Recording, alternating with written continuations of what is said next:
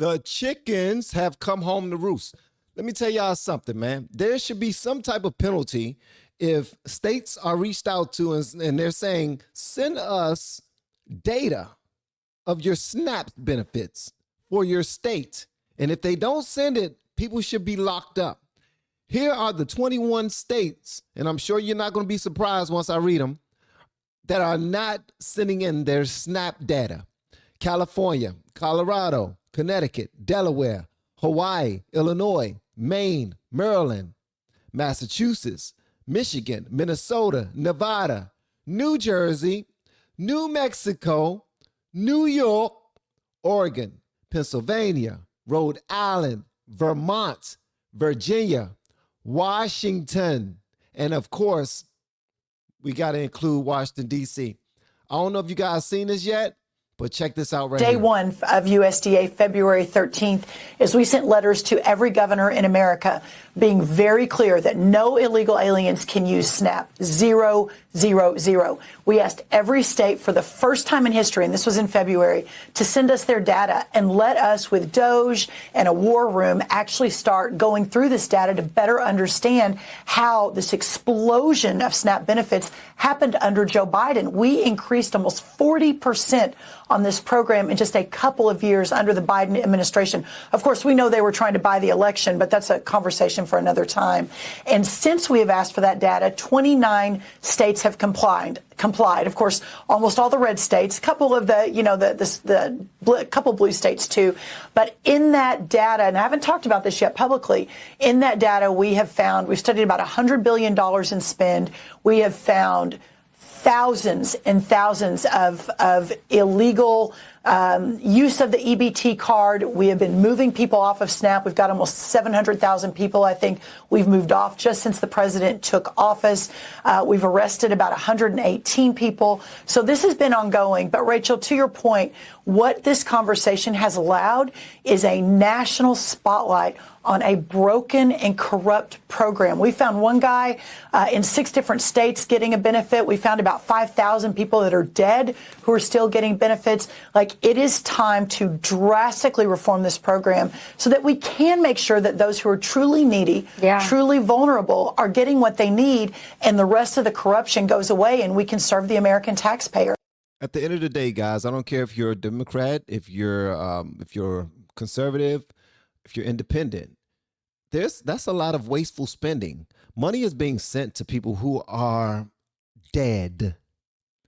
And we've heard many times that voters are voting who are dead. They got registered voters to this day that voted in the last election who are dead. If they're doing all these things, you got to ask yourself, why are they doing them? Why are they doing them? What are they trying to hide? And plus, why are they going out of their way to give illegal immigrants more assistance than they're giving American citizens? What is that all about? Just in case you don't know what I'm talking about, and I'm going to run my mouth in a minute, but check this out. Well, gang. now that SNAP and EBT ran out, this one's going to blow your mind because migrants in New York City were getting more food money per day than actual American citizens. And yeah, that was actually a thing. The average American on SNAP and EBT gets about $7.59 per person per day to buy food.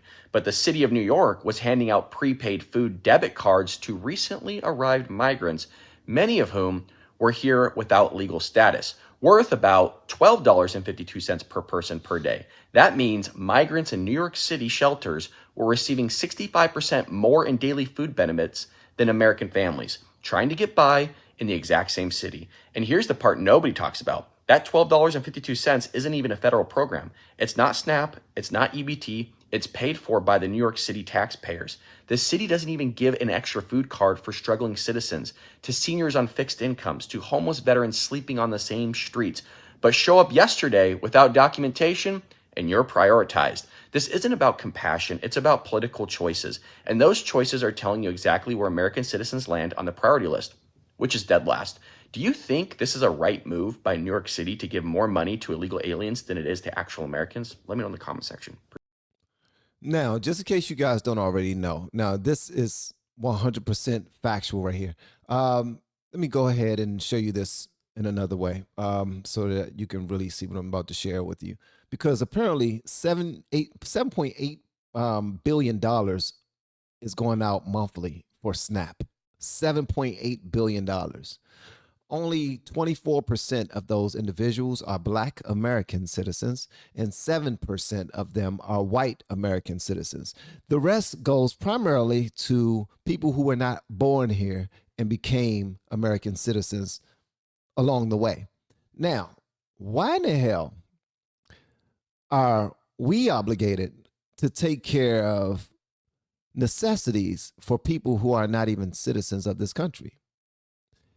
Even then, shouldn't American citizens, especially ones who are born here and have been here for generations, that fought for our country and everything, and went through what all Americans have gone through, the struggles that we have all seen, how come they are getting the short pickings? What's that all about?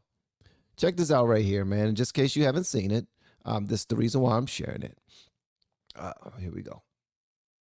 Check this out. Let me get over here. Let me get over here. Open this up for you. Look at this right here. Look at the numbers. All right. 45.6% of the people that are getting their food for free.